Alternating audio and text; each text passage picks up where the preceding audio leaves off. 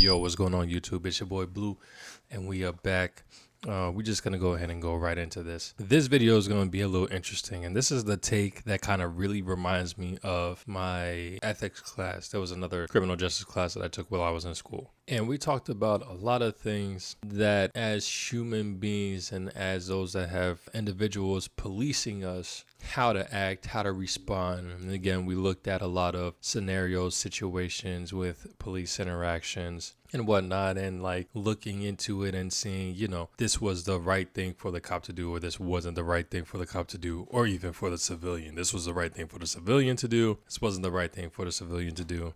And this video, interestingly enough, I feel like has a lot, like if this dash cam wasn't provided, this could have been one of those cases where it's like cops are evil, guy wasn't doing nothing wrong. But honestly, to me, per Inside Edition, the YouTube channel that I got this video from, we're going to watch the video the first time, and then we're going to go back and really like analyze everything. Because initially, if you didn't see the video, it's easy to say the cop was in the wrong. If you did see the video, one can deduct the man was in the wrong.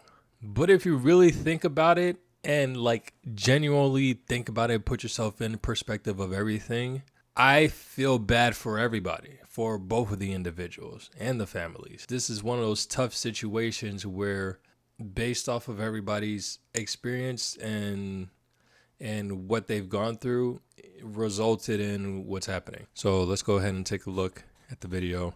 I'm not gonna say anything. I'm just gonna let the video play. It's 2 minutes long. I'm gonna cut one part out because I will gonna let you guys know that the man that was stopped, he did die. He was shot. They didn't show that part specifically, but I'm gonna just take that part out. So let's go ahead and watch the video.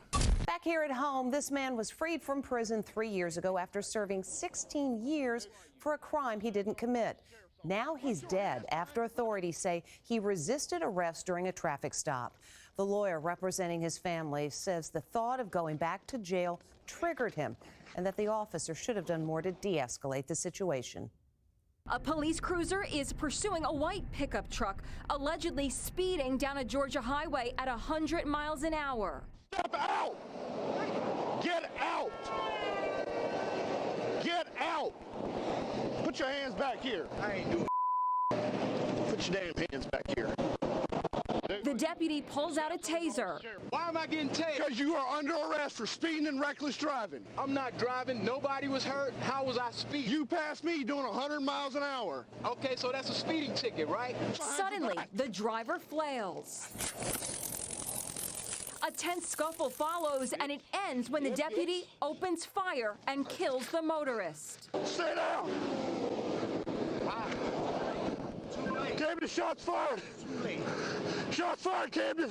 The motorist turns out to be 53-year-old Leonard Cure, who spent 16 years behind bars in Florida for a crime he didn't commit. Following his exoneration, Cure was released from prison in 2020. He spoke to young people about his wrongful imprisonment. Cure's mother held a photo of him at a news conference. I don't know what happened out there, but I can tell you this.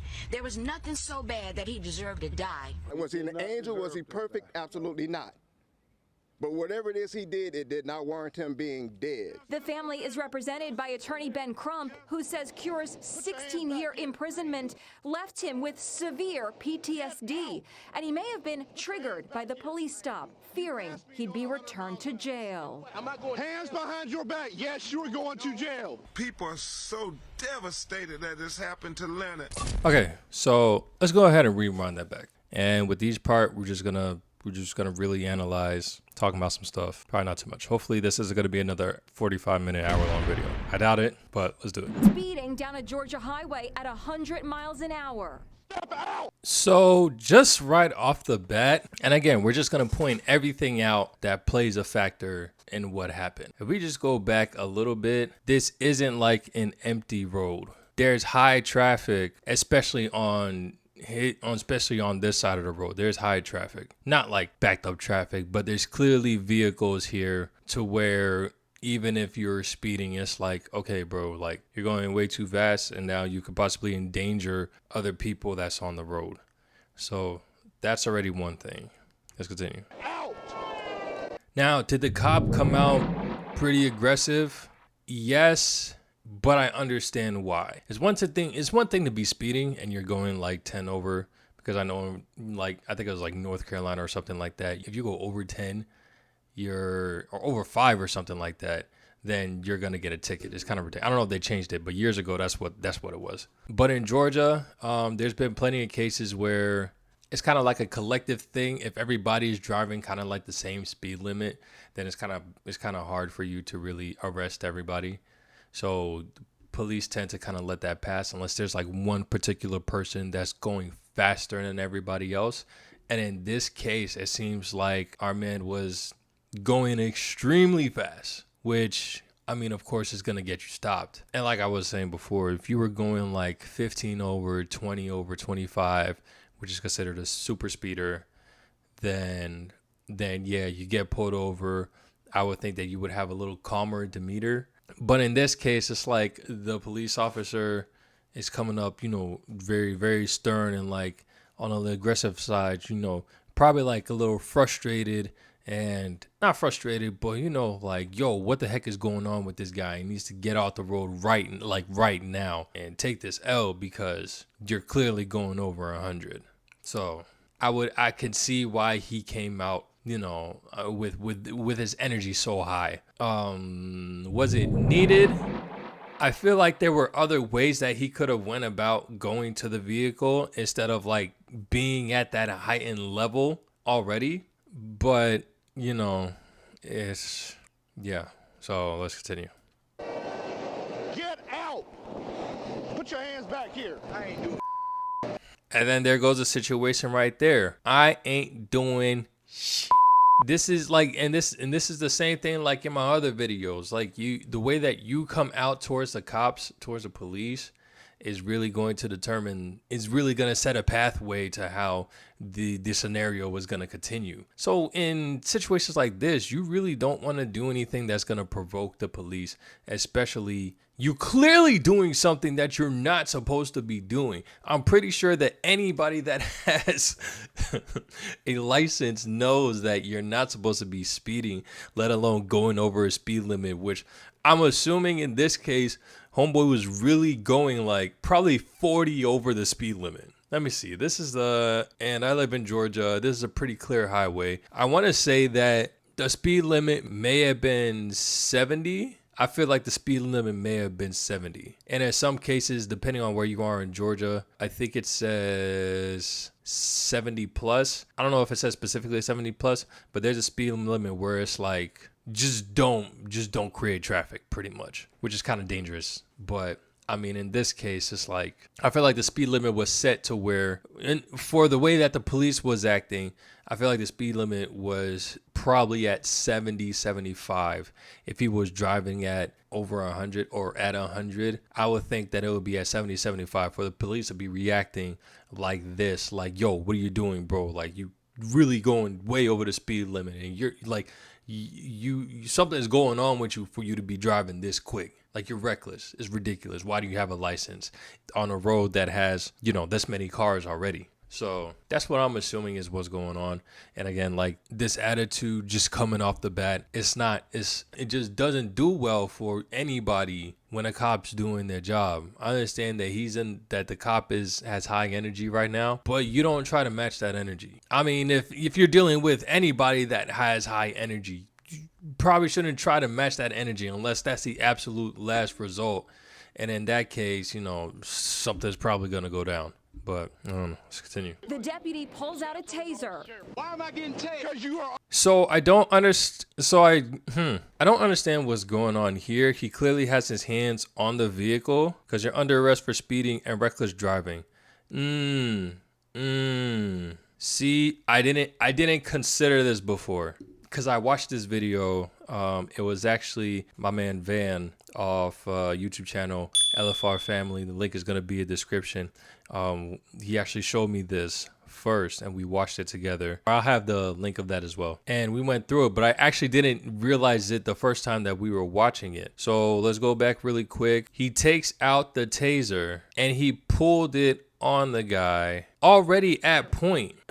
Yeah, dang. This is tough. Like, you're already at point and you're pulling the taser out. I mean, I guess the taser can help subdue the individual so that, you know, you could put them in handcuffs. But then the crazy thing is, in the next scene, we see the guy, he has his hands on the vehicle. So what happened between, I need the full footage of this. I need the full footage. Because what happened between this part when he has his hand on the vehicle and before when the cop initially had pulled out the taser? He asked him, one, get out the car, put your hands on the vehicle. He says, I ain't doing it. Two, cop says that I'm gonna tase you, pulls out the taser. And then now three, we're in a situation where the guy has his hands on the vehicle. The cop still has a taser pointed at him, but let's see.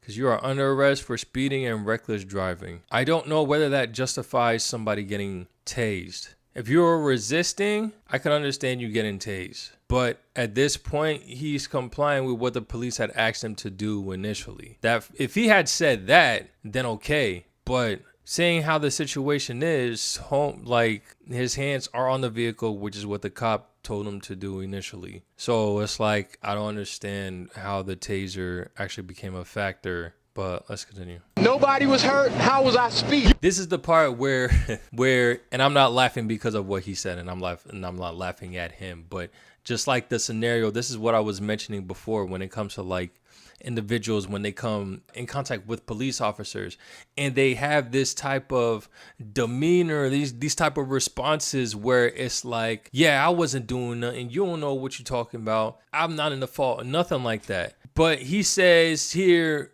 nobody was hurt, how was I speeding? Just because nobody was hurt doesn't mean that you could have hurt somebody. And that's the real big thing when it comes to all of this. Like, the possibility that you could have hurt somebody is why you're in deep trouble right now. So it's like, you gotta have that mindset that, yeah, I was doing something I wasn't supposed to be doing, but nobody got hurt, so it's okay. Why am I getting in trouble for it? Like, no, bro, you're doing something initially that you weren't supposed to be doing because it could hurt somebody. But a lot of people, I feel like he knew that, but he just threw that out because of his defensive wall that he developed in this whole process. But let's continue. You passed me doing 100 miles an hour. Okay, so that's a speeding ticket, right? Suddenly, And I think they said he was from Florida. I don't know what they do in Florida, but there's a super speeder, and I don't know what's above a super speeder. I feel like that could have been the case where this was just a ticket. Again, I don't know if somebody knows Georgia law. Please say in the comments whether this could have been just a ticket situation, or did the cop have every right to arrest him? Do you get arrested for No, I don't think so. I don't think you get arrested for super speeders unless there's a category above super speeder where it's like, yo, you wildin' speeder, then okay. But I've never heard of such things. Let's continue. suddenly, the driver flails. Look at where they are on the road. Like, if he was a little more on the grass, okay, but he's still like on the side where they got the little bumpies, and they're literally fighting. They're about to get in the traffic lane. Both of them literally could have died because I don't think he's really looking to begin with, and the cop is trying to prevent himself from getting hit by the guy, but just probably completely forgot that he's about to walk into the street with cars that's probably going 80 miles an hour.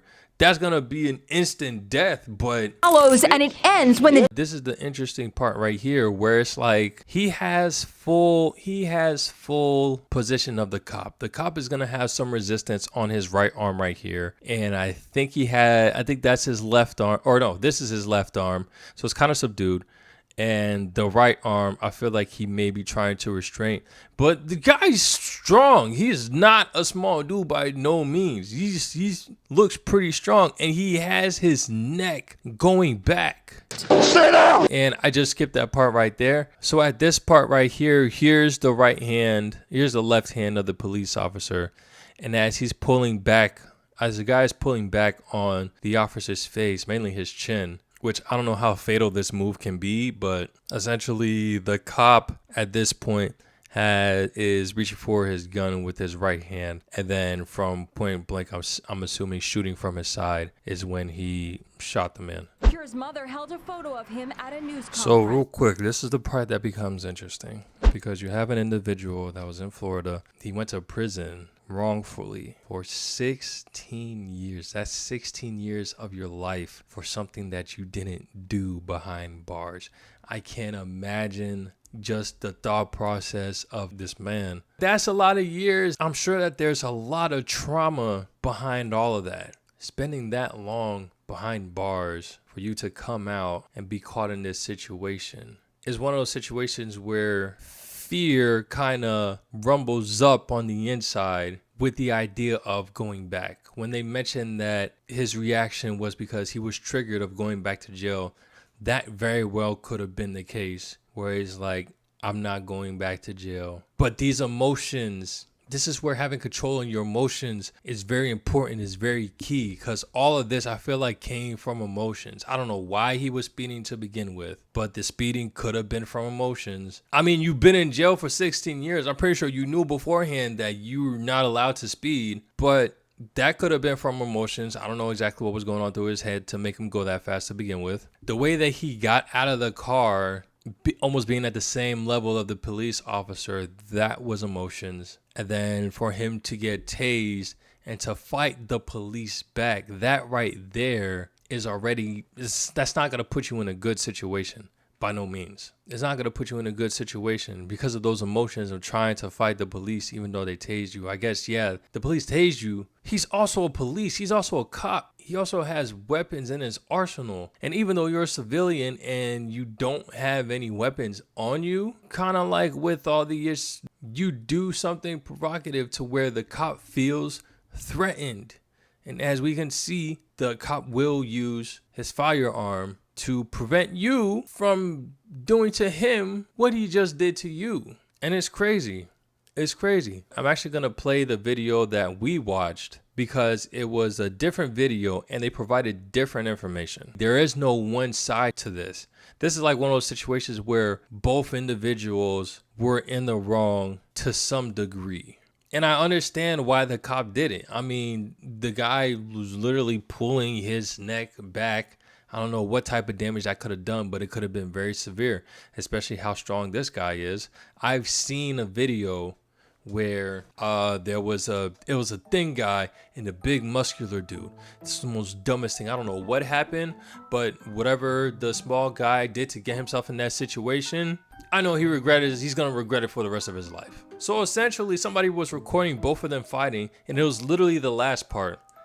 The big guy had the small dude in a position where he really couldn't move, and he kind of had his arm over here and was bent. He bent his arm to where like snapped his elbow. Of course my elbow can't do it, but his elbow snapped up, and he applied so much force, he kept squeezing, snap, just like that.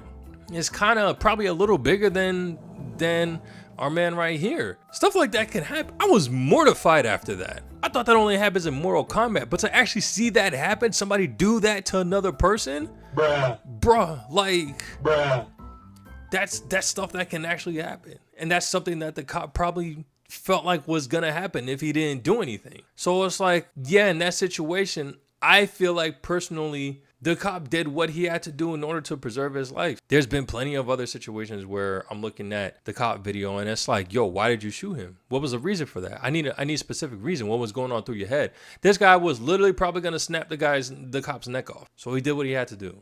The events that led up to that point, yes, I definitely feel like a lot of things could have changed. But again, heightened emotions. If your emotions are controlled, you're going to make decisions that's not going to pan out well for you in the long run. So now we're going to see what the mother has to say. And it's interesting because they said different stuff in the other video. So let's see here. I don't know what happened out there, but I can tell you this. There was nothing so bad that he deserved to die. And now this, I'm assuming that this happened before the footage came out. Because it's kind of hard to really, for me at least, if you're really thinking in a rational state, and I know your son just got killed by a police officer. So you're going to have, again, be high in emotions. But I feel like this was done beforehand, because if you even watch the video, I find it hard to really just say, I don't understand why that happened. I don't understand. He didn't have to die like that. You've seen what happened. You've seen how it played out. It wasn't pretty. It wasn't pretty on the cop side. It also wasn't pretty on your son's side. So to me, I feel like this was beforehand. But again, we'll see the response of what they said in the other video. Personally, for me, I don't feel like the officer is going to face charges. I feel like they're going to deal. He'll probably be on probation. But this is one of those situations where I honestly, yes, the situation was crappy. But the way that it played out in the end, I don't think he's going to face charges. This is a video that, again, me and Van did on his channel, LFR Family. Go ahead and check it out. So this was a different video, WS Jax, and this reporter actually asked the family questions. I'm not sure on the time of date in which this reporter asked the questions, but it looks like it's a different scenery. But based on the brother's response to this reporter, it's a little different than what he was saying before. So I'm assuming the video that we just watched, they didn't see the body cam footage, but now with this video, they probably did. Is there anything you wish your brother would have done differently from what you just saw? Not moved to Georgia. From what you just saw, I didn't even catch that part. So yeah, it looks like they now just seen the footage of the police dash cam, and now they're giving their response. So they're probably having a change in response in how they think the situation was. In all sincerity, I wish he had not been speeding if he were speeding, because again, there was no radar. The officer was driving and my brother passed him and he immediately got behind him, but they were unable to tell us how he gauged his speed. That's still a bit ambiguous at this point. Was that in the police report? As you can say, I was asking if that was in the police report. That's very pivotal information on how the speed was traced. And that information, I would assume, would have been put in the police report. I feel like every bit of information would have been needed to be input into the police report. But one thing that I think now, again, somebody please correct me. I don't have, if somebody could please like provide me with a link or something that like states all of the Georgia police rules and what they can do and can't do when it comes to traffic stops and whatnot. I would love to be able to have more knowledge so that I can better analyze these videos. But from what I recall from another video, I forget which YouTube channel it was, but there was another video that I watched where the commentator stated that in the state of Georgia, I think if the police is given probable cause to an individual speeding, then they can perform a traffic stop. So let's say if the speed limit is 35, I think it's something like about the amount of experience that a police officer may have. They can gauge on how fast, or at least generally how fast a car is going in a specific speeding zone. Because, I mean, you know, you can look at somebody and then when they zoom right past you, you could be like, oh, yeah, they're speeding. They're going way too fast for this 35, 40 speed limit zone. So that could have been the case where the cop was just sitting there, and based on how everybody else was driving, Mr. Carter, I think his name, that's what his name, Mr. Carter just zooped right on by. So in that case, yeah, I would say that you're speeding. We're on an interstate. I'm pretty sure that everybody else is already speeding, but not speeding in a case where you're able to just zip on by, and then the cop is just like, oh yeah, nah, he's good. So I feel like that could have been the case if that's actually a rule when it comes to the traffic stops. What also could have been another case, like he was saying just here, maybe he sped past the police officer, which could have been a lot easier to gauge. If I'm driving if the speed limit is 75 and I'm driving at 85 and you zip right past me, you're not going 85. You're going way above 85 to be behind me and then to get past me quickly. So that it could have just been just off of those two alone. Like either one of those situations, the latter one more accurate than the former, but those could have easily gauged at Mr. Carter's speed. And let me explain to you exactly what I was saying before about how people just automatically become defensive and trigger when it comes to police. Van, he actually stated how back when he was younger, he like a lot of people, he had that same mindset. You get stopped by the police and you're already on defensive mode. So check it out. Police come up to the window. Do you know why I pulled you over? Or let me see your license and registration.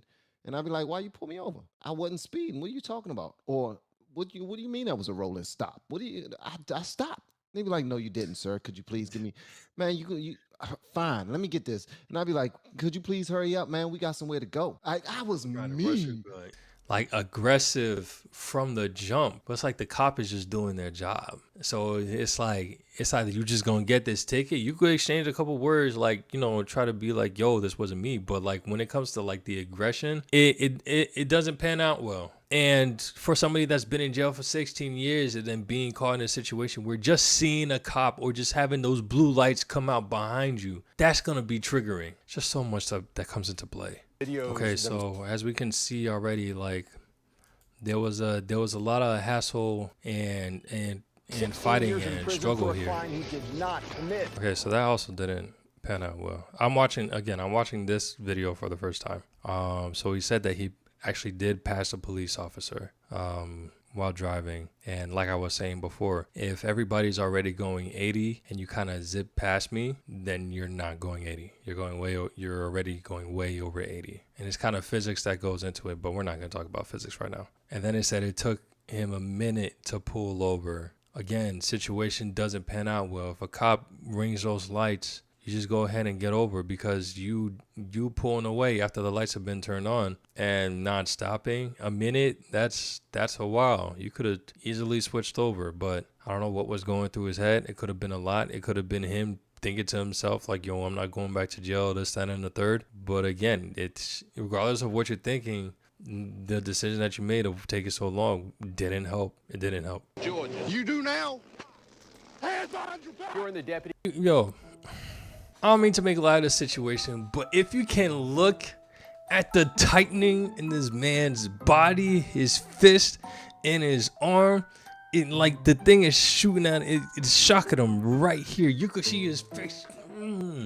His whole body's just tight like the Hulk, and he's embracing it. He's I don't even know. To be able to just withstand, I've seen people not get too affected by tasers, but he resisted the shock from the tasers right here, and it's kind of crazy.